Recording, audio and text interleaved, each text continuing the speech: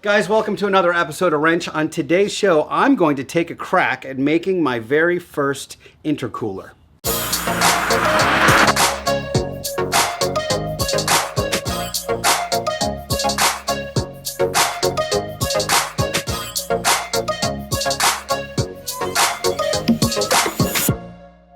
Now, if y'all have been following the Blasphemy build, it's a 1969 Porsche 911S that I got as a race car shell. I have converted it back to a street car and put a twin-turbo Subaru EZ30R motor in it. I've got these lovely twin Garrett turbos, which we heard in the last episode, and they were bonkers.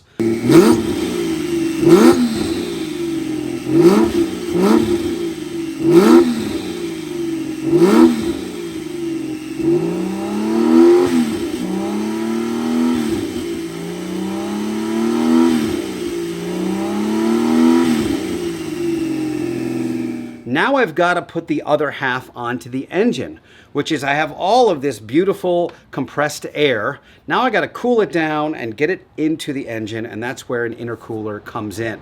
Now, I've never made an intercooler before, but if you don't know what an intercooler is, it's essentially like a radiator where it's cooling the air down instead of your coolant in your car. It cools the compressed air that comes from the turbos and goes into the intake of your engine.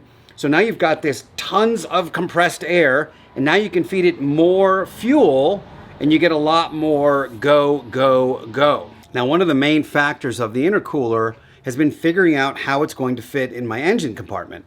So if you ever saw my original renderings, you know I had this whole like scooped rear tail, and now I've actually modified it a bit because I've added active aero to the same tail. So I need to create kind of this carbon fiber scoop to suck the air from the top of the car that comes down into this intercooler, but I gotta make the intercooler fit first.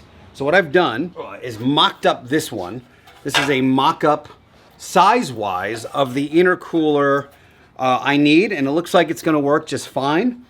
And what I wanna do today is I've waited a long time for my aluminum. So this is 1/8" 5052 aluminum, and it's covered right now in Dychem, which is sort of this red chemical spray, and it allows you to see really, really precise lines because I need to cut these pieces beautifully perfect. So what we're gonna do in this episode is get all of the pieces laid out correctly and get the thing at least fully tacked together, if not fully welded. Now, before I jump into this entire thing, I do want to address one quick comment I saw on YouTube. I read all the comments, and someone said, man, it's been like 4 years. Why isn't this thing done? Well, I agree. I would love for this car to be done, but there's a few factors involved in that. Number one is finances. I got very, very affected to the tune of 87% down because of COVID and the entire world shut down.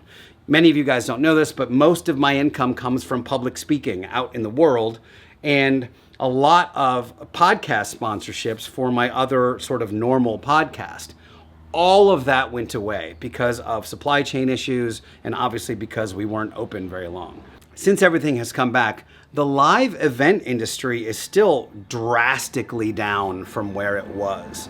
So this car probably needs another $7,000 or so to finish, and that's not exactly expendable income for me at the moment. And along that line, if you'd like to help the show, if you are so impatient that you'd love to see this thing finish now, and now you're like, here, have everything you need to finish, you can go to rennch.com/high5. I've got a little Amazon wish list with my clear stiletto heels. No, I'm kidding.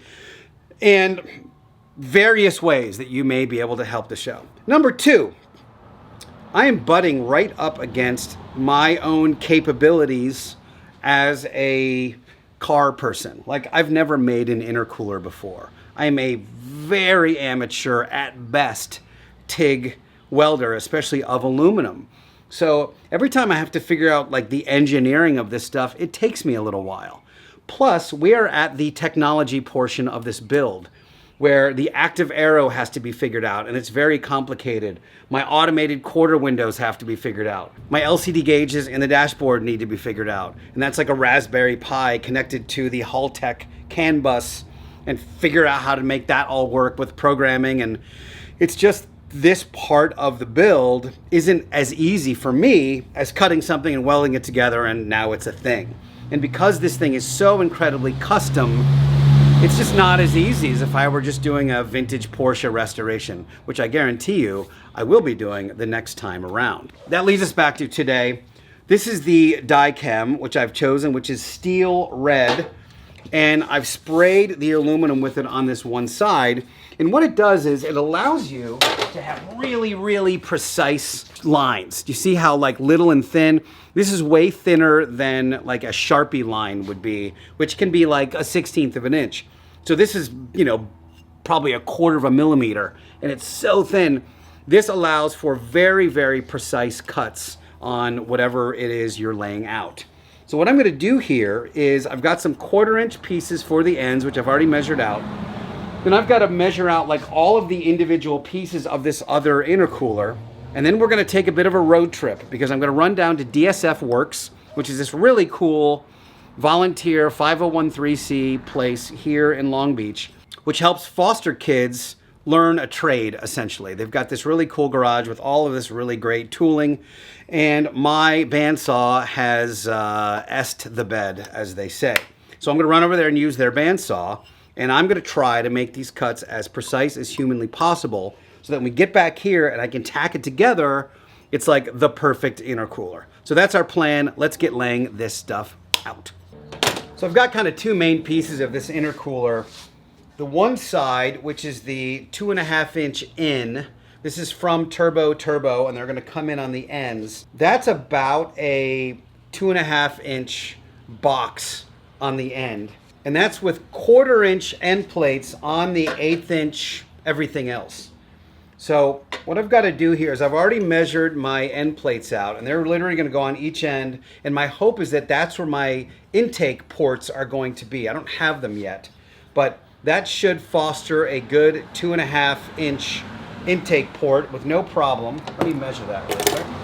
Yeah, so 2.5 inches here, and you use a 1/4 inch because if you have to get towards the edge a little bit, it allows you to weld it without like melting the edge of the aluminum. So that's why we use a little bit thicker on the ends. And that was a tip from Chris, the fabrication guy, the other day. The rest is 1/8 inch aluminum. And the first part should be relatively easy. So I've just got to basically measure the entire length of the intercooler, and then the other part here, which is basically to make the box that goes around the edge. So I think that's essentially 3 of the same sizes. What I'll do to make this way easier on myself is I'll just do this, and I'll go right to the edge. This is my tool of choice today, which is just a really sharp marking device. And right now I've got the die cam on the other side, and I'm aligned with the edge. Push down and get that. So I need 2 of these.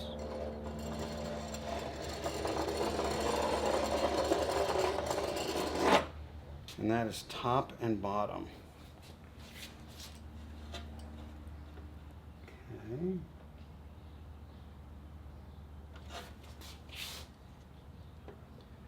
I feel like calipers are pretty critical for this, and having really good measurements, and by the way, famous last words, I feel like later in this video I'm going to go, oh, I totally blew that measurement.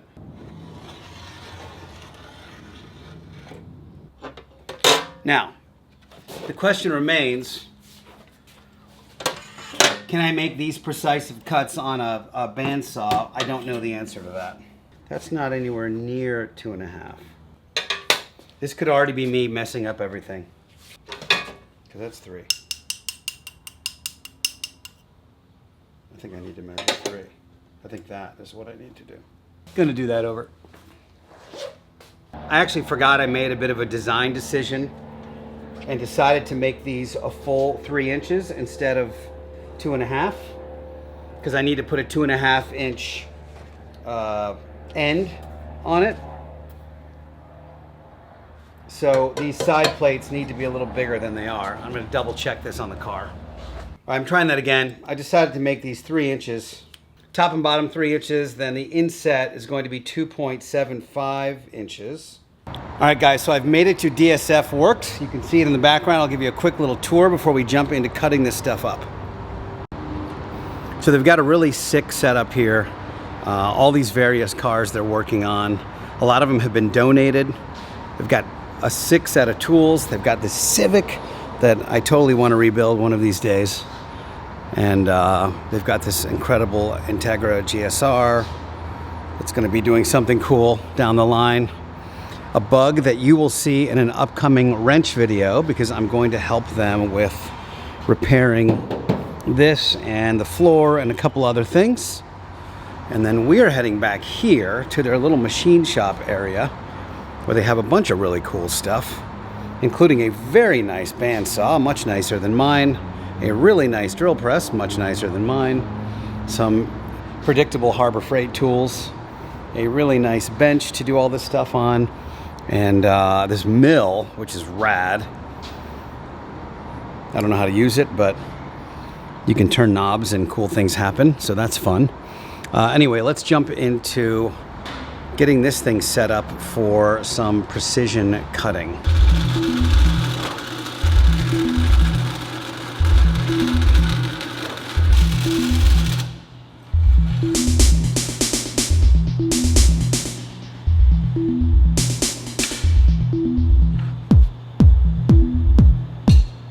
So I had to freehand this. It's not perfect, but hopefully the belt sander will make it so. We'll see how this goes.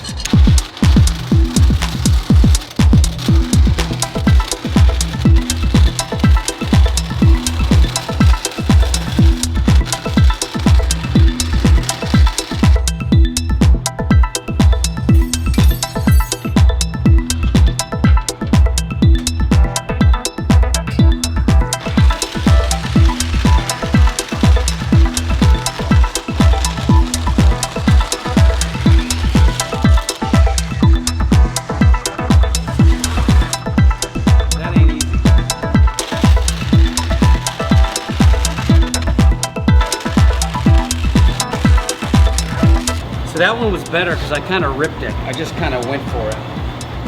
It's still a little, it still needs to be smoothed out. But.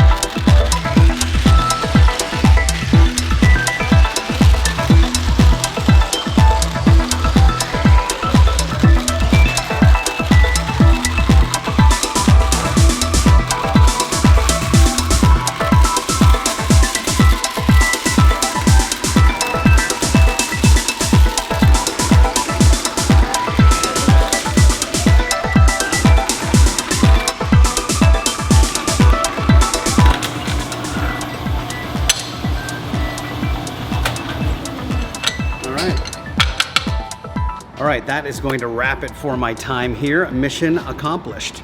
So that was mostly successful. First of all, thank you to DSF Works for letting me use their bandsaw and take up their time. I say mostly successful because I kind of messed up one of my calculations. Let me show you here. Here's the one end tank. Actually, I messed up both calculations, but this one's maybe a little easier to fix. See how this thing's overhanging here a little bit?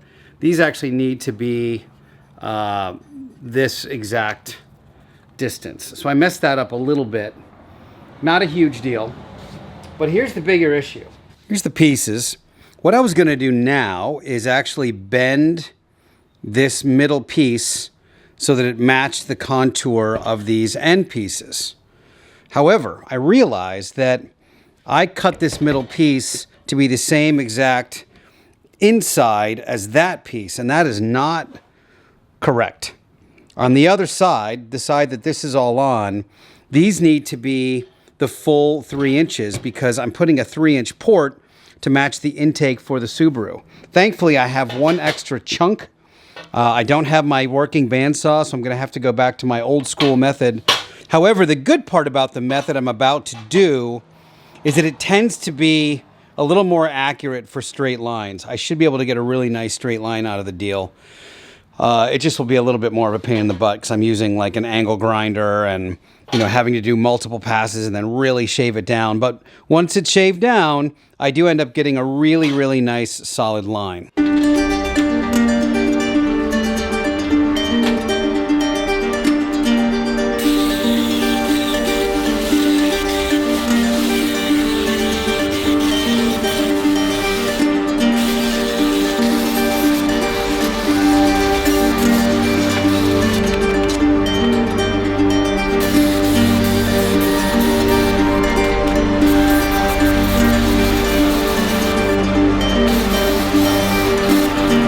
So here's my fit up, and I'm really, really happy with it. Like, everything is really tight.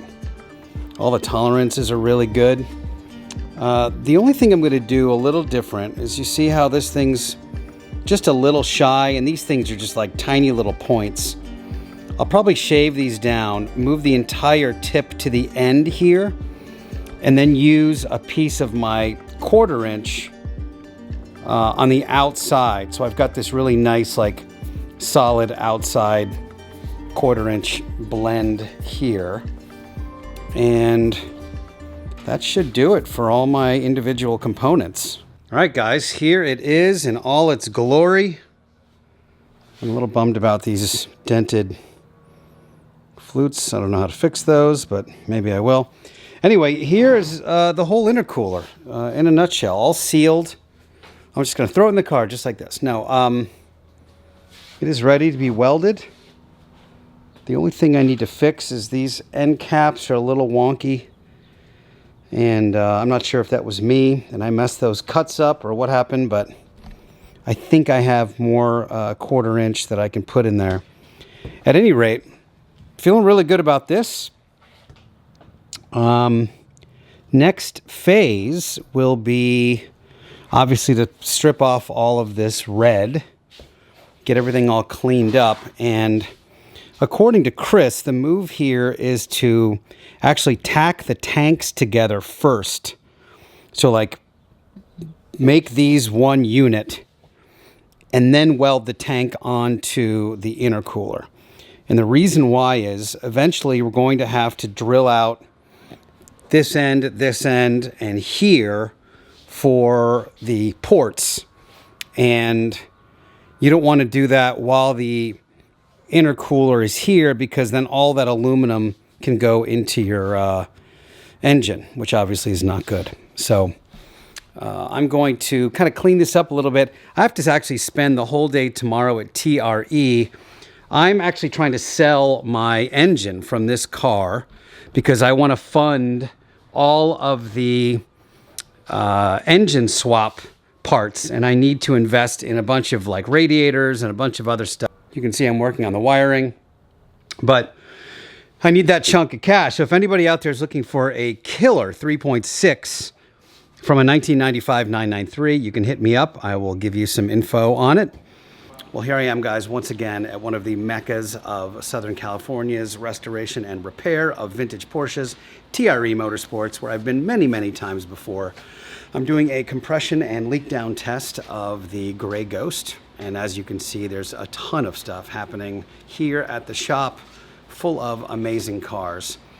What I thought I would do in the 90 minutes or so I have to hang around while my engine cools, and then they do the compression and leak down of my 3.6, which by the way is for sale if you should be interested in a badass Porsche engine, is I thought I would get the tank as tacked up as I can. I've got a few things ready to roll on these tanks and beautiful fitment in a lot of spots. So I'd love to get a tack there and then really get both tanks tacked together so that I can grind the bottom and make them dead flat so I can weld them both on the car. So that's the goal for probably the next hour or so while I'm here waiting.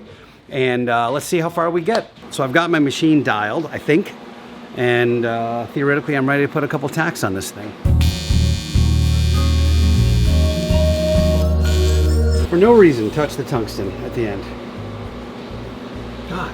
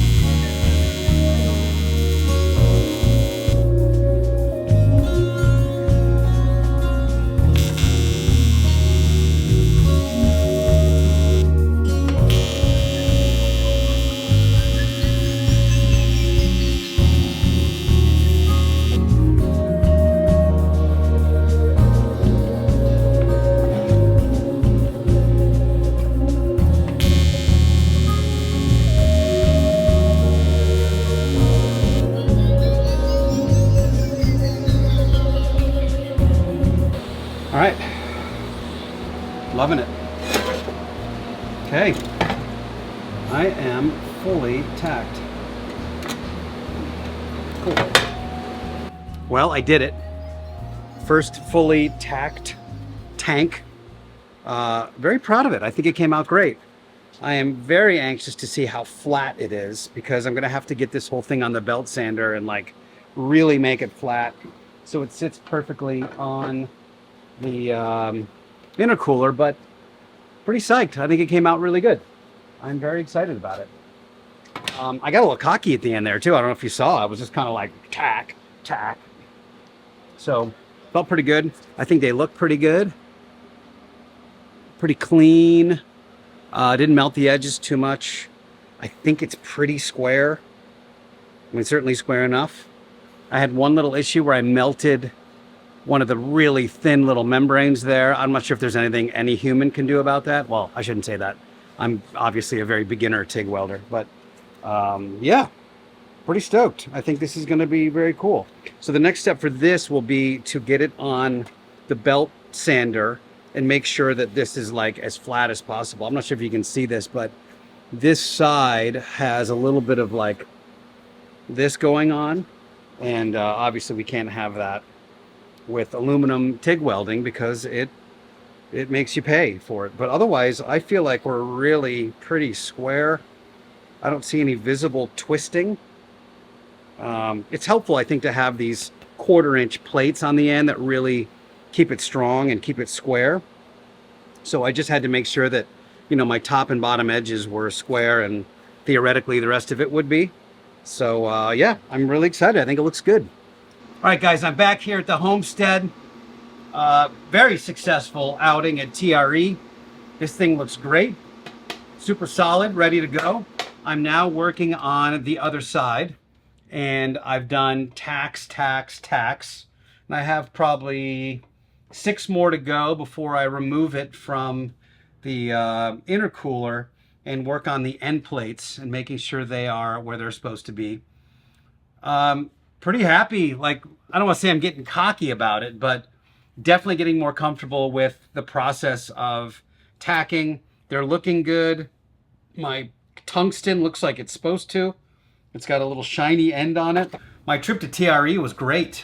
The engine is killer. The engine, seriously, is as if it's brand new.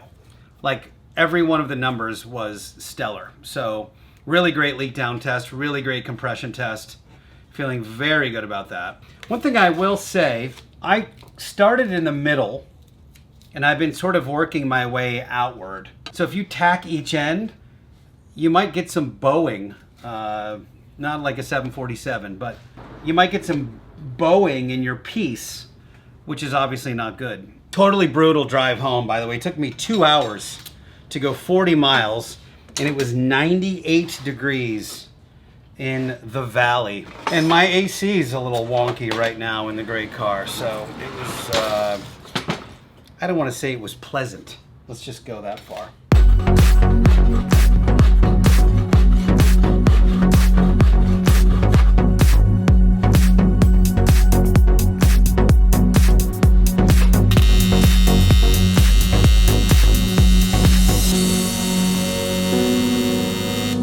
Hopefully this is somewhat instructive if you guys are going to do this yourself.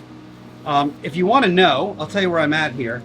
1/8" 50/52 aluminum, and my welder settings are, my amps are at 105, 0.3 seconds of pre-flow, 105 hertz, 66%, whatever that is, cleaning or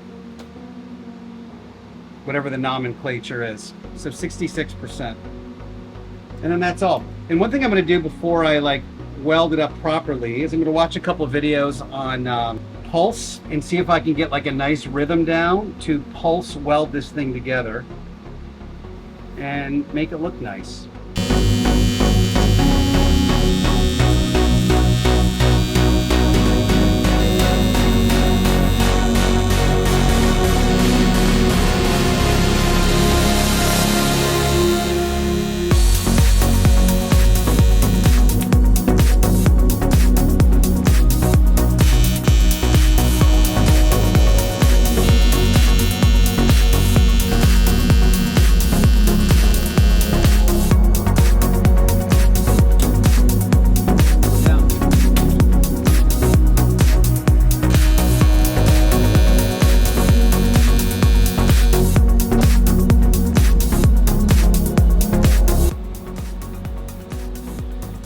Boom. Oh.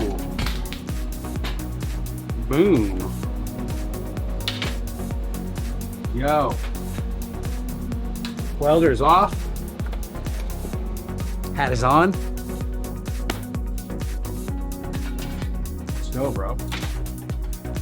I feel like I lost all my lights in this garage. All right, how exciting is this, everybody? I have two completely tanked, looking pretty darn square end tanks. My first end tanks ever. Look at that. Boom.